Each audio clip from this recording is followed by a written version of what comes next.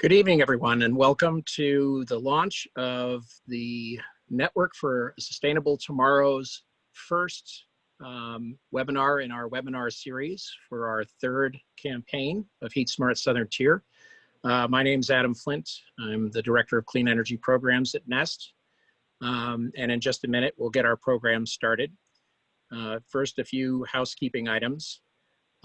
If you have any questions during the presentation period, please feel free to put those in the chat.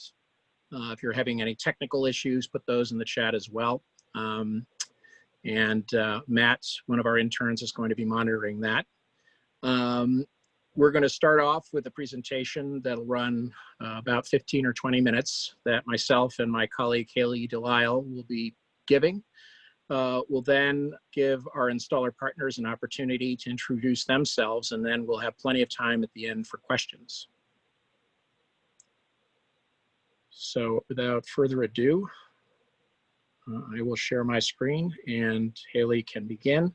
I should also mention that this webinar is being recorded.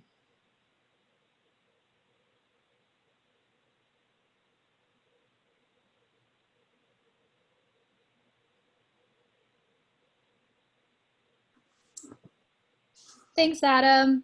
Adam, can you hear me, just so I know everyone else can hear me? Loud and clear. Okay.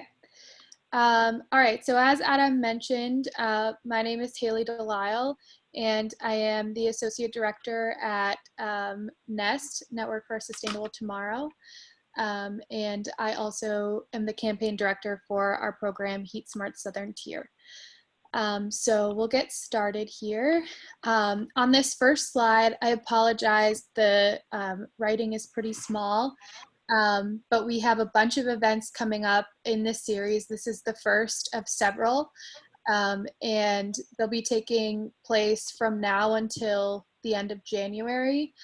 So if you have a friend that you want to invite, or you want to say you want to get to know one of the installer partners who will speak briefly towards the end of this session, you could attend their partner feature to learn a little bit more, go a little bit more in depth, or we will also be doing a series of case studies where we'll go into someone's home virtually and kind of check out a system. So just keep an eye out for those. They are also on our website and on all of our social media. You can find us at New York Nest on Twitter and Instagram, and then Network for Sustainable Tomorrow on Facebook. And our website URL, Matt dropped in the chat. So you can check that out if those are things that you're interested in attending. Okay, so first, we have a little bit about our organization. So a Network for Sustainable Tomorrow, we're a nonprofit, community-based network of programs. And all of our programs are working towards social, environmental, and economic justice and equity in the Southern Tier. We also work to, build partnerships and kind of get the ball rolling on new initiatives. And we do this through education and outreach to the community. So a couple of our programs I'll just highlight. So you're here before HeatSmart Southern Tier, but then we also have, you might have heard of our other program, Southern Tier Solar Works. That is a solar-based education and outreach program. We also have Binghamton Community Power running right now, which is an environmental justice campaign mainly focused on the north side of Binghamton. So that's just a little taste of what we do, but I just wanted to highlight that in case you've heard of us under a different name or any of those other programs. Okay, so we'll just go over a brief overview of what we're going to go through. So I'm going to explain what HeatSmart Southern Tier is, why you might want to participate, the different technologies that this campaign is focusing on, weatherization or home performance, and then the heat pump technologies. We'll talk a little bit about incentives and financing, how you could participate, and then one thing that we always like to touch on is community solar, and then at the end we'll have a Q&A. so you can ask specific questions to the installers or to us. Next slide. Okay, so HeatSmart Southern Tier is one of several programs funded by NYSERDA throughout the state to do education and outreach for heat pumps, home performance, and kind of debunk any myths there are, let you know of incentives available, etc. And so NYSERDA, just to note, is the New York State Energy Research and Development Authority. So if you're on NYSEG, you pay a system benefits charge, and that funds programs like this. Next slide. Okay, so some of the benefits of HeatSmart Southern Tier, you can reduce your energy costs. You can create a more comfortable and safe home, so there's no combustion on site with the heat pumps that we'll be talking to you about. And in doing that, you're also reducing the greenhouse gas emissions, and then you're, overall helping your community, become more resilient against, fossil fuels, etc. Okay, so where are we now? 90% of New York households use fossil fuels for their home heating. And so you can just kind of see this breakdown of the main sources of greenhouse gas emissions. In buildings and electricity, they come in, what is that, fourth and third. So it's up there. It's something definitely to pay attention to and to learn about and figure out how you can be doing your part. Next slide. So as I mentioned before, this campaign focuses on weatherization and heat pumps. With heat pumps, there are a few different types. There's ground source, air source, and then heat pump hot water heaters. And so we'll go into that a little bit more in the section coming up. In our installers, we have an installer for each of those technologies. So next slide. I'll wait to catch up. So our air source heat pump installer is Air Source LLC. And then if you live in Delaware County, it's actually D&D Refrigeration. So they will handle the air source side of it. Then for ground source or geothermal, we have Daily Electric or Daily Geothermal. And then for home performance and weatherization, we have the Insulation Man.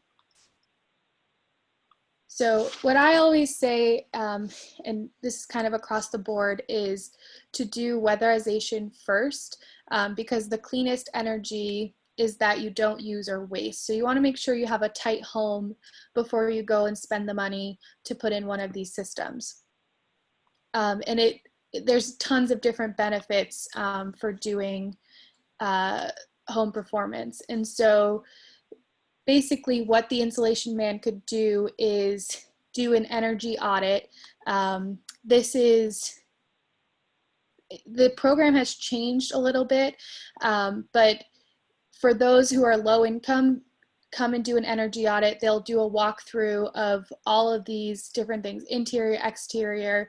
They'll check the combustion safety of your home, infrared cameras, blower door test, just to kind of do an assessment and give you a laundry list of things that you might want to consider. Now, another route is that if you have a specific issue or something that you're really uncomfortable in this one room of your home, or what have you, the installer can come look at that and give you a few options of how you can go about getting that fixed.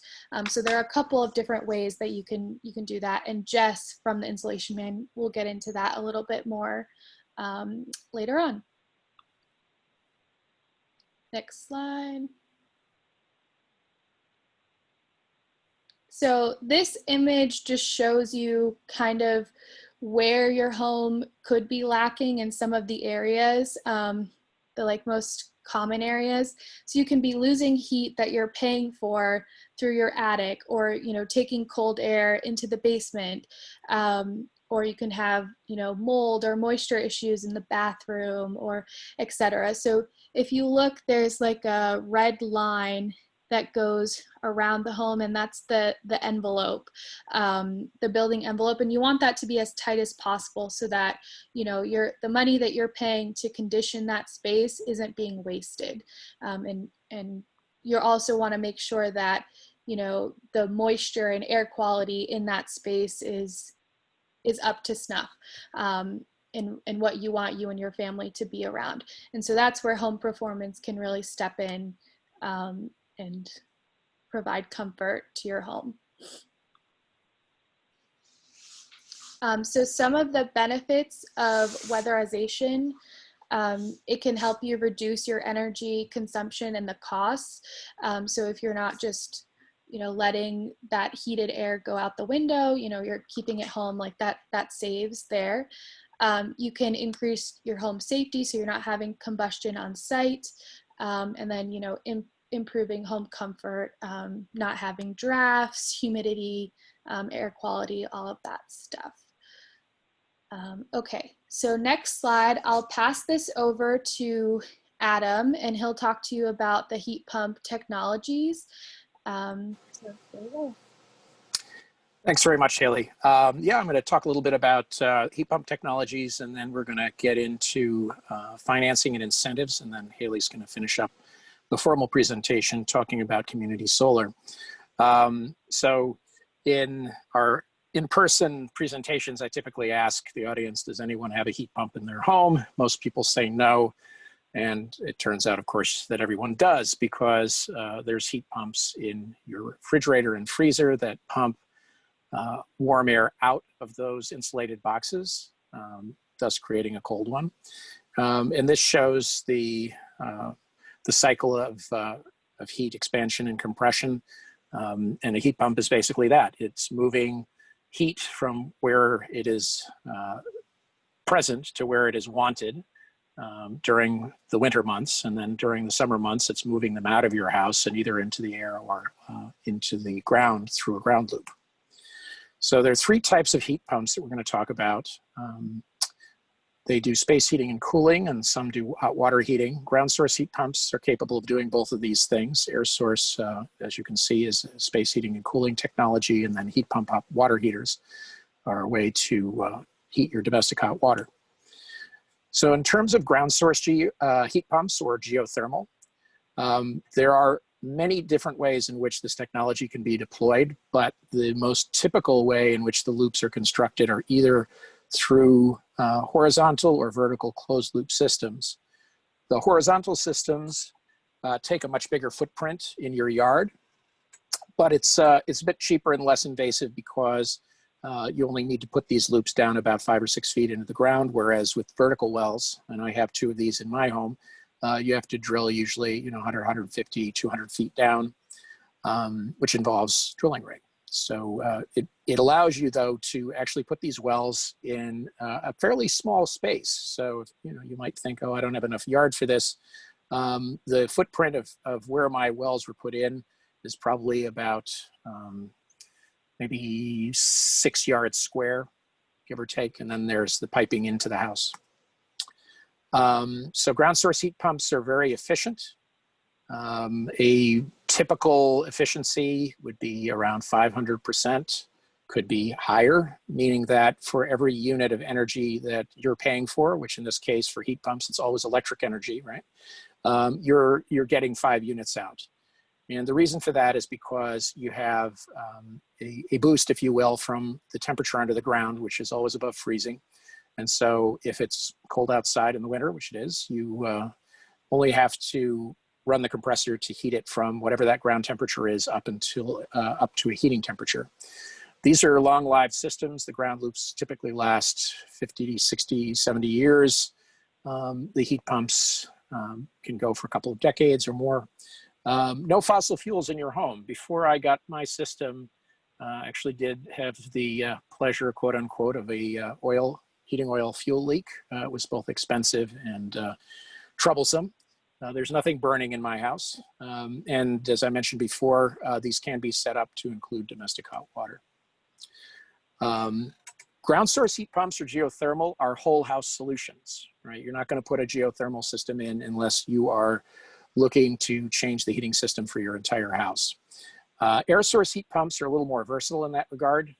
You can do a whole house system with air source heat pumps, or you can do just one room or anywhere in between. Another advantage of air source heat pumps is that you needn't use your existing ducting or baseboard systems. You essentially have one or more compressors, almost always outdoors, and those are umbilically connected to one or more indoor units. And you can see there's a wide array of different kinds of units that can be chosen for cost or the aesthetic or for functional reasons, or all of the above. So I mentioned air conditioning without ductwork. Both of these technologies offer very inexpensive air conditioning because essentially you're not having to run the kind of compressor that you do with a conventional air conditioner. So it's pretty cheap. Energy savings, full heating replacement not required. So you can, as I mentioned, do a supplementary system, or you can keep your existing system as backup. You can also keep your existing system as backup for geothermal, but again, you're pretty much looking to replace your system, even if you do keep it in case of any sort of difficulty. Very flexible. These can be put in a number of different configurations, and you also have a lot of control in terms of zones. Heat pumps in general are pretty quiet. Our final technology are heat pump hot water heaters. I've got one of these, and it's essentially an electric water heater with a heat pump on top, and it's drawing additional energy from the ambient air around the machine. It has that electric backup for high demand. These are more efficient than typical electric water heaters and also provide dehumidification. So let's move to money. I will apologize in advance for the complexity of this slide, but I'm going to go through it here just to hopefully make it a little more intelligible. So the variety of air source heat pumps and our partner Air Source LLC uses Mitsubishi products. They're a Mitsubishi Diamond dealer, are what are called cold climate air source heat pumps. So these are different than the ones that you might have seen down in Florida or North Carolina. From the utility, there's a partial rebate of $500 per outdoor unit. And if you're doing a full load, meaning if you're doing an entire home, you get $1,000 per 10,000 BTU hours. And you might be wondering, well, what does that mean to me? I would say that, an average incentive is going to be between $4,000 and $7,000. There are so many variables that it's very hard to say it's going to be X or Y. It's going to depend on the size and organization of your home, among other factors. And so then for ground source heat pumps, the incentive there is a full heating load rebate. And in this case, it's $1,500 per 10,000 BTU hours. It's not mentioned here, but I should also mention that this year there is a 26% tax incentive, income tax credit from the federal government. Last year it was 30. This year it's 26. It's going down a few points in the new year, unless the rules get changed.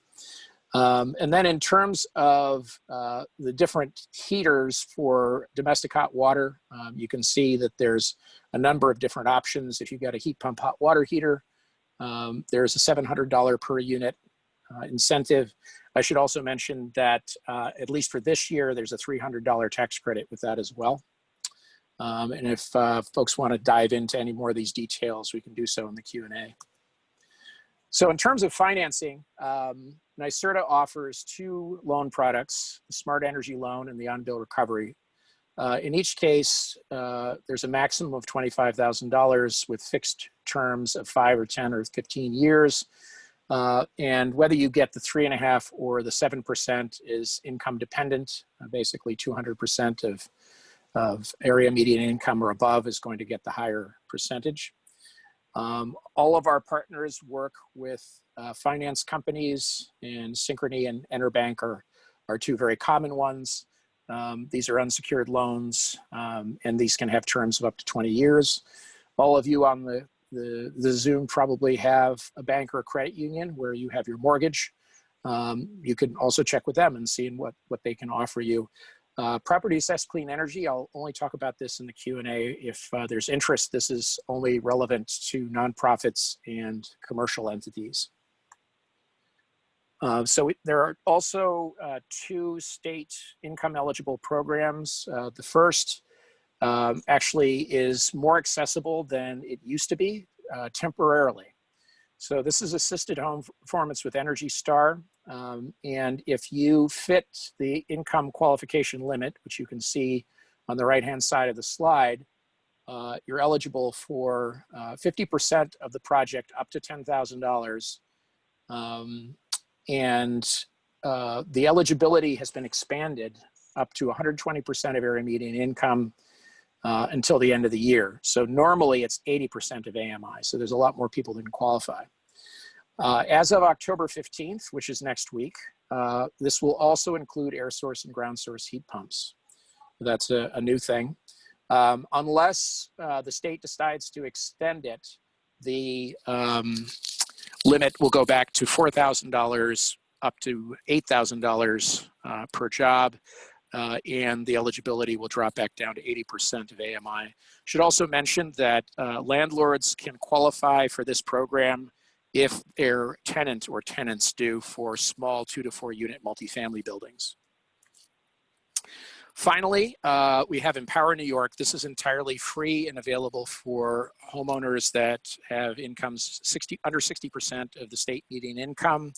So folks who are eligible for TANF or HEAP are eligible for this. Free assessment and efficiency improvements. And the maximum award has increased until the end of the year. And as of the 15th, this also includes heat pumps. So in order to participate in our program, you would sign up on our website. And Matt, if you want to throw that URL back in the chat there at nynest.org. And you can sign up for 1 or 2 or 3 assessments, depending on what you're interested in. Those assessments will produce a quote. And at that point, you can make a decision if you want to go forward, and you can talk with your installer about incentives and financing, and then the work gets done.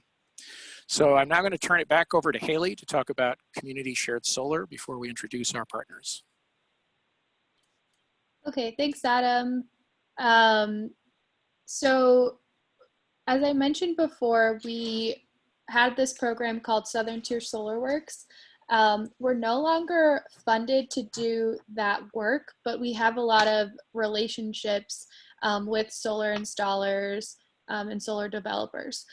So we do like to just touch on this. If you're interested in solar, if you're interested in residential solar, we have partners we can connect you with who we've worked with in the past, do great work, are local, all of that. For community shared solar, we have the same thing. We have good relationships with solar developers, so we can connect you with Citizens Energy Corps. But just for a brief run through how community solar works is you have a solar farm or a piece of land that has all the right specs to go solar, and basically they allow you to take credits off of that farm, which you receive on your bill. And the program with Citizens Energy offers 20% off what you would have paid NYSEG. So simply by signing on to a solar farm, you can receive a reduced rate on your electric bill. It's a really great program. In some ways, if you go to the next slide, it seems too good to be true, but truly you sign up, there's no upfront costs or fees. You receive a 20% savings annually, and you're supporting locally produced renewable electricity. So it's just something we like to say at the end because we really believe in it. It's a great program. So if that's something you're interested to, you can get in touch with us as well. Okay, so now before we do questions, I would like to introduce our installer partners. They're each going to go through and talk about themselves for a few minutes.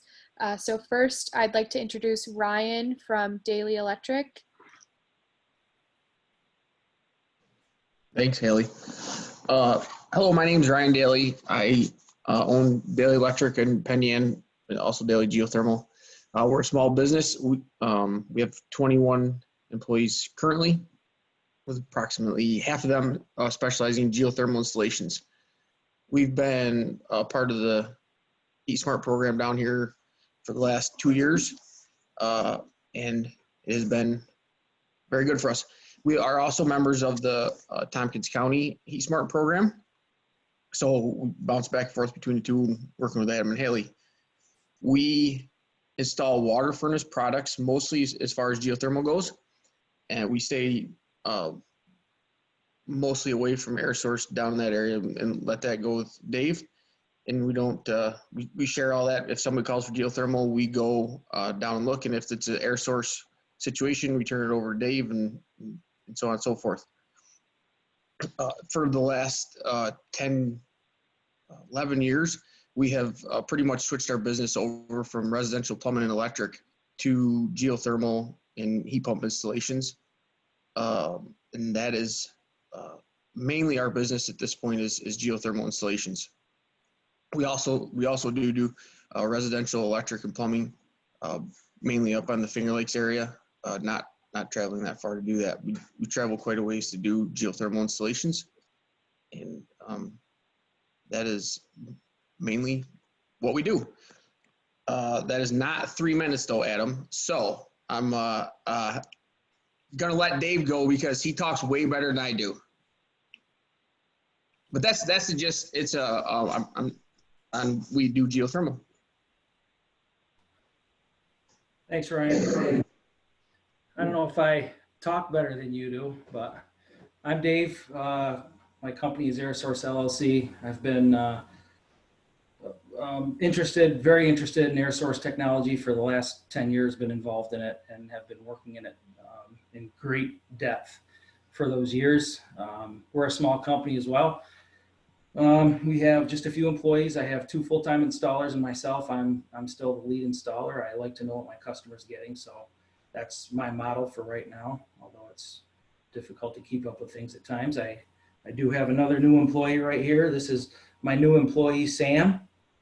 Everybody say hi to Sam, Mr. Adams. He's doing pretty good tonight.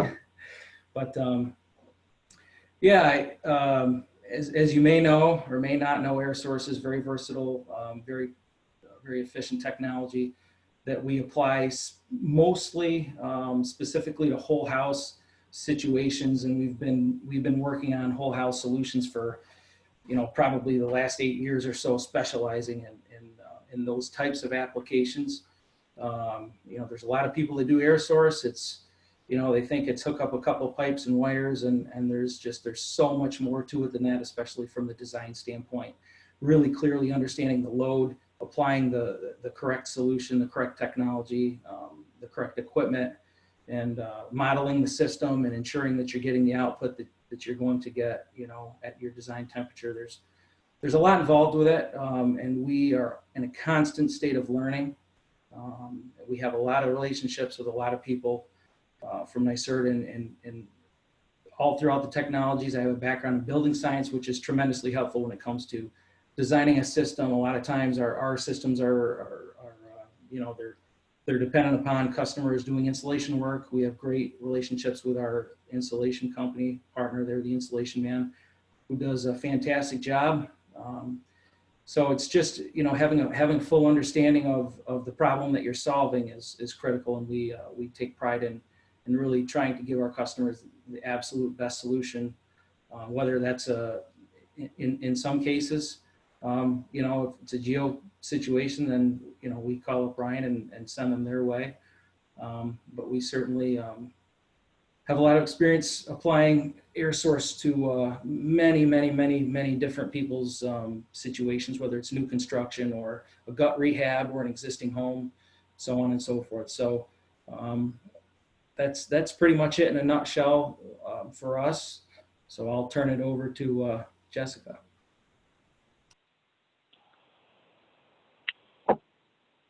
Thanks, Dave. I don't know if I talk as well as you do, though. I'm a little bit camera shy, so you guys are going to have to bear with me. I, unfortunately, do not have any employees named Sam sitting here next to me, so I guess I'm just going to have to wing it. But My name is Jess. I am the project facilitator over at the Insulation Man, and we are a home insulation company. We have been serving the region for over 30 years, and we're the longest serving company of our kind in this area. We pioneered the path into spray foam, and you know, a lot of what we do is working with the NYSERDA program. So my particular job, I get people set up with their applications for home energy audits and for the grants or a loan if that's what they need. And I get them through that first half of their process while they're starting this journey.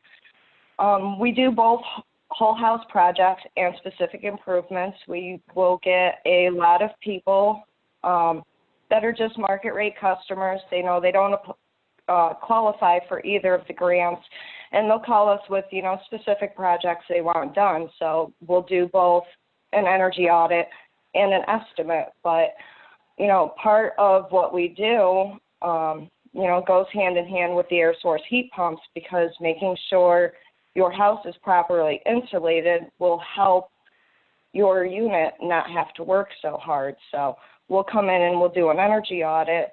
We'll find out where the problem areas are in a house, and we'll put together a proposal.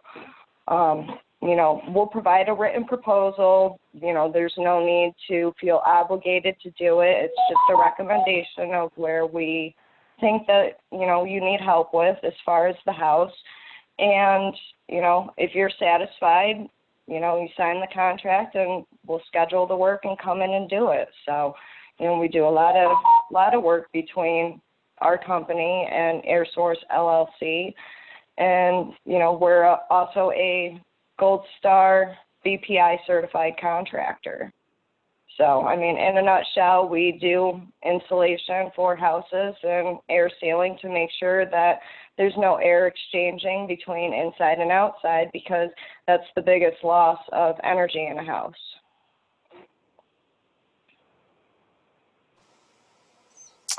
Thanks very much, Jess. So at this point, we'd like to take your questions. If you are able to see the chat, please just say stack and I will unmute you. If you cannot do that, we'll try having you unmute yourselves. So who has the first question?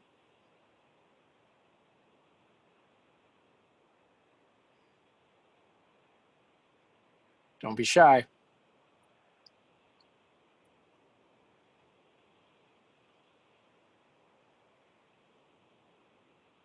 All right, well, people are being shy, so I'm going to salt the mine a little bit. So I'd be interested in hearing a little bit more from Jess, actually, about what are some of the other things that you've seen in terms of benefits for folks, and maybe talk a little bit about, sorry, there's some noise in the background here, about how the process works in a little bit more depth, if you will. And if there's anything else you want to add, please go ahead. Well, the benefit to our customers is always the amount of money that they're saving on their utility bills. You know, we see an average of 20 to 40% savings. And in this area in particular, we have an older housing stock, so we generally see the higher end of that, you know, 35 to 40% savings as far as the utility bills go. With the process, usually somebody will call me, they'll request an energy audit, or they'll send us a contact form through our website, and I will send them the audit application. You know, it's a short application. It's just a front one page that needs to be filled out. Everybody is entitled to a NYSERDA-funded audit, regardless of the income, as long as you're the homeowner. So I process those applications, I do the audit intake, and I'll get them set up with their appointment. I will also figure out if they do qualify for either of the grants, as well as which grant they would qualify for, and I will get them that application as well. So usually between the time that I have the audit application sent out, I usually like to encourage that people fill out their grant application and hand them both in at the same time, because when we can get those approvals done before the audit appointment, it helps the job move faster. There's not so much of a lag time from the time we do the audit and we can submit the job scope, because we need to have that approval first to be able to do that. So, you know, after I am done with my part, our auditor will come out. He'll take a better look at the house, as far as he'll look inside the walls to see if there's insulation in there. He'll look at the rim joist. You know, usually he'll look at the attic. He'll also test combustible appliances, as far as if you have a gas stove or a furnace, a boiler that runs off of gas. You know, we check those to make sure that those are, you know, running properly. And he'll come back, he'll put together the proposal, he'll make an appointment to either speak with the homeowner over the phone or come back out to go over that proposal. And then, you know, we schedule the work. And, you know, it's a pretty, we try to make it as easy as possible. Somebody's always around to help. I'm always around to answer questions, whether it be for paperwork or if there's a specific concern about how their job is going to work. You know, we're all very knowledgeable and can answer any questions that come up. Thanks, Jess. We've got a question from Zuka. Do you want to unmute yourself? Okay. Can you hear me? Loud and clear. Yes. Okay. Actually, I do have a question. I did use Insulation Man, and I would like to get geothermal, but I'm not sure which geothermal I need. But I would like to see if I can convert my house so that I can use geothermal for heating and cooling. That's my question. So basically, all we need to do is get your information to Ryan. So either we can, Matt, if you want to put the URL for the website in the chat, we can do it that way. Or if you want to throw your email in the chat, we can have Ryan reach out to you. Okay, sure. Well, since we're doing heat pumps now, I want to ask both Ryan and Dave in turn, what would you say are the two top misconceptions about your technology? And what do you usually say when people trot those out? Well, ours is always that it's brand new. That, like, it just came out yesterday, and it's been around for a very long time. I mean, we've changed systems out that have been in since the 70s.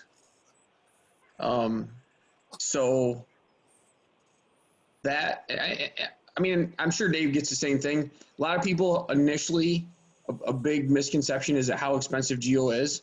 And there are so many ways to do it that it can be done very economically. There are crazy expensive systems, but it can be done very economically. And I would say those are our two biggest misconceptions right off the bat. Thanks. Dave Terno?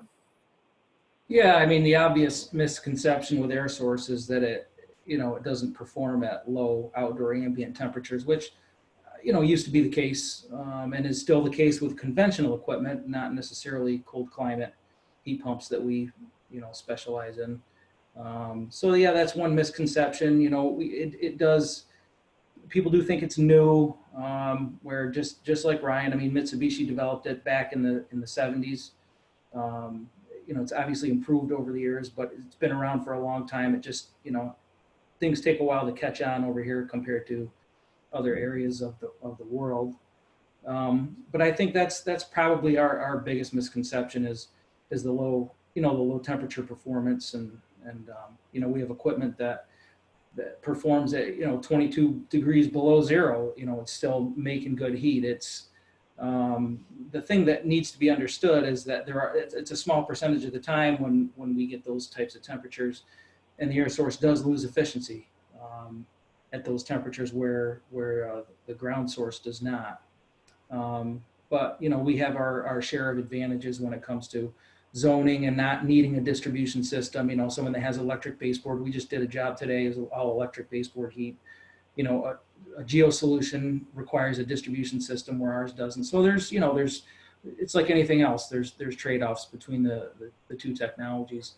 And I think one other misconception about geo, in my opinion, is that everybody thinks that it's working with 50-degree, 52-degree water. And that's not really the case, is it, Ryan? But it doesn't. That's a good one. That's always a conversation. Everybody's like, well, it's 55 degrees. No. No, you see 32 or something like that usually is what you're working with, somewhere around there. But it's still highly efficient because it's always that temperature, you know.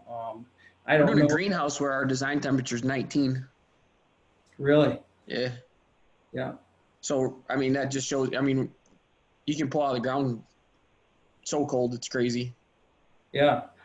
But it's still a constant temperature you can design around. And that, you know, where my software, I have to account for, the software itself accounts for the changes in output as the outdoor temperature drops. But anyway, yeah, I mean, that's the biggest thing is that, you know, low temperature performance. And but we certainly have a lot of experience designing for it and have many you know, customers out there with whole house air source systems exclusively, and they do well. So that's our two misconceptions.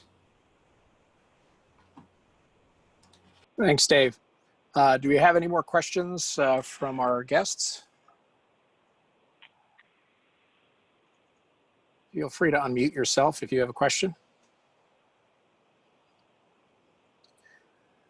I'll just mention a couple of things. One is that one of the advantages of working through our program, other than the fact that we have competitively selected our partners, they've gone through a rigorous process where they responded to requests for proposals, and then they were interviewed back when we could actually sit with them and interview them. We also are able to sort of bundle the process. So, you know, if you're not sure what you need, you can get assessments for one or all. And as our partners have already said, if you've gone to get an assessment from one and it turns out the other's technology is better, they'll do the handoff. And our home performance partner, the Insulation Man, works hand in glove with these folks. So it's a very good relationship, and we're here always, you know, to help the process. Sometimes communication might break down, and we're here to make sure it keeps going. So that's something that we're here to do. I'll also add on the community solar side, I am also a member of the Shenango Community Solar Farm that's located on Old Shenango Road. I have 20% off my electric bill over the course of a year, which is very nice. That one is a super easy thing to do. You basically just sign up on our site, and then you'll be contacted by Citizens Energy. And all they're really going to need is a copy of your energy bill and for you to fill out the online form. And once the utility has done its magic, which usually takes about 60 odd days, then you are going to start seeing that discount. So I'm seeing a question here. So what is the typical lifespan of the actual heat pump? How often would I have to replace it? So maybe Ryan, we'll start with you and then move to Dave. 20 to 25 years is what the expected life is of a geothermal heat pump. Almost all units come with a standard 10 years on a compressor. That is changing. That is also tough to really say because a lot of the newer technologies that are out have not been out 20 or 25 years. So that is the expected life out of them, but that's based on testing rigorously. They can't be 25 years. So I think, Dave, you guys are probably the same kind of stuff with all the new stuff. Interesting. Yeah, I mean, it's a properly installed system. I'm sure you see the same thing we see. We get a lot of phone calls to repair other companies' installations, and you know, unfortunately, if the system is not installed correctly, if it's not evacuated properly, you know, you're going to have problems in 2 years, 3 years. But a properly installed system, yeah, I mean, you're looking at a life expectancy of around 20. They're built very well. I installed just only Mitsubishi equipment for that reason. They have a long history of leading the technology. There's a lot of other companies out there that do it, but they don't do it as well and as reliably, and they don't support their product as well. I fix any brand, and I do fix them all the time when I have time. You know, we go out and we fix Fujitsu's or Comfort Airs or whatever it is. But we only install Mitsubishi. Yeah, I would say, you know, right around there. And we're an elite level diamond contractor, so our installs come with a 12-year warranty on the compressor and on the parts. And it doesn't matter. We install them with, you know, air source connected to mini ducted systems or ducted systems or ceiling cassettes or wall units or low wall units. The warranty is the same for the hardware, regardless of what it's tied to specifically. So I think what we will see, Adam, on longevity wise for us is, being that everything is variable, we should start seeing much longer lifetimes of pumps, blowers, all that stuff, instead of just everything's not solid state anymore. It's running way easier, and there's less wear and tear on the equipment because everything's variable. So it should last a lot longer.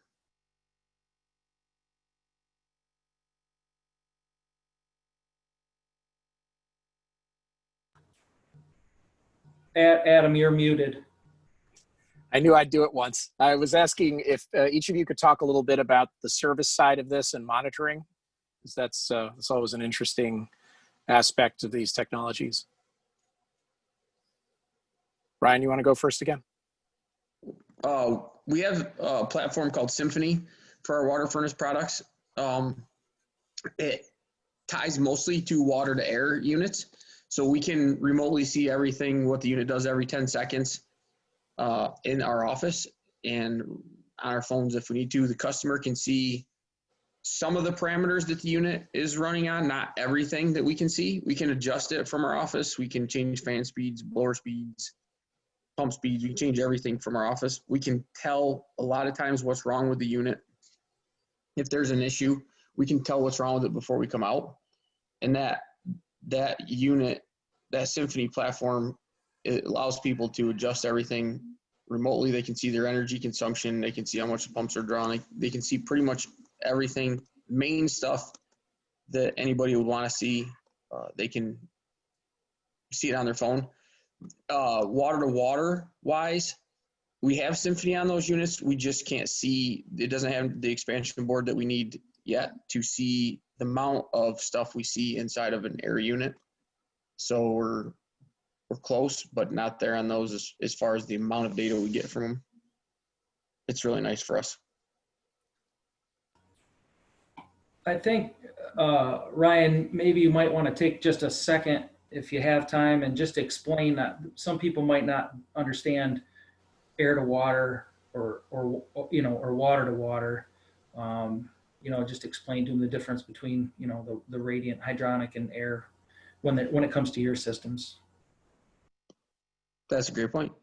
I just assume everybody knows that, right? Like, so water to air is forced air of any sort. So the fluid comes in from the ground, goes across the flow center, goes across the unit, and the compressor, there's a refrigeration process that happens. Blower is running, moves air through your house, heating or cooling, reversing valves inside of there, and either you're pulling heat out of the ground or rejecting heat essentially back into the ground. It's essentially the same technology as Dave's, except he uses air, we use groundwater. And like Adam said earlier, it's a giant refrigerator that we plug into the ground instead of plugging into the wall. Water to air is the most common. You have a duct system, it can be done. Sometimes it has to be fixed depending on airflow. Geothermal has a lot more airflow than a conventional furnace. Water to water or hydronics is for baseboard, radiant, glycol systems, chillers, any type of situation where hot water or cool water would be needed for heating or cooling a building. You would do hydronically or water to water. Same loop field, same transfer through the unit, essentially the same unit. It just produces hot or cold water versus hot or cold air. Right. Basically, if you heat your house with air, you want a water to air system. If you heat your house with hot water, then it's water to water. It's just you're transferring heat from one media to another. That's pretty much it. So, Adam, your question was about monitoring or service, or? Yeah, if you want to expand a little bit about the service you offer after installation. And yeah, I mean, I should know this. I don't know about monitoring for air sources. Obviously, we service everything we install. We're fortunate we don't get a lot of service calls. There's not very many moving parts in an air source system. You have an outdoor unit that collects the heat and it transfers it to the indoor units, which deliver it to the house, or vice versa in AC mode. They've always been they've been modulating for many years. It's a little newer to Ryan's neck of the woods, where our stuff has been modulating technology for quite a long time. There's no major, it's not a full one zone duct system with a big blower. Each unit kind of has its own control. We do have the means to, if there is an issue, we do have the means to install some monitoring equipment on that to collect, various data points.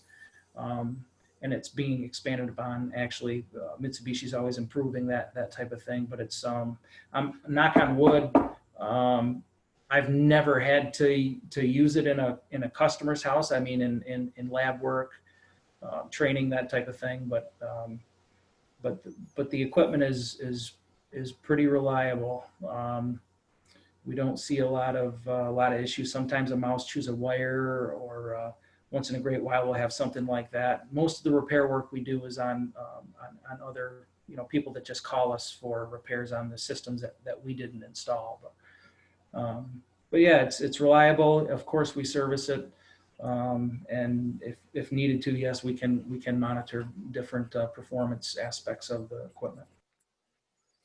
Thanks. We have a question in the chat from Pat Kane asking, are the HeatSmart program and the Smart Energy program of Cooperative Extension the same type of programs?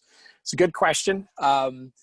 Their program focuses more on low and moderate income customers in energy efficiency and in power and so forth, as well as small businesses.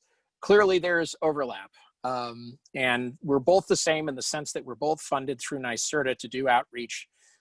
We've actually been working closely with NYSERDA to change this configuration so that it's really one hub within the region where everybody's talking to everybody. And so, it's not a situation where you have to know where to go to get help. So currently, Cooperative Extension also operates the Clean Energy Communities program, which is for municipalities to be able to become clean energy communities and receive an award for that.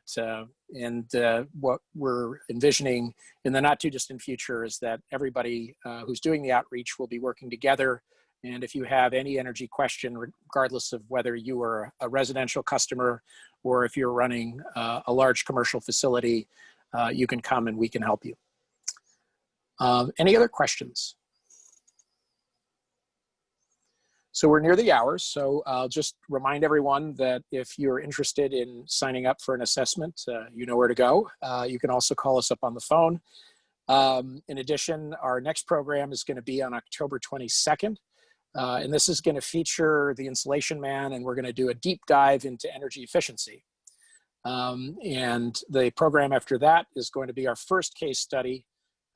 That's going to be with Daily Electric, looking at a home that was retrofitted. The rest of the schedule is on our website and on our socials. Please do think about liking us at facebook.com/network for a sustainable tomorrow. We're also on Twitter and Instagram as @NY_Nest. So thank you all for joining us, and look forward to seeing you hopefully get some work done. And you can join me with a geothermal system or join countless happy customers with a air source system. I've also had work done by the Installation Man on my own house years ago. Thanks again and have a good evening. Thanks. See you, Adam.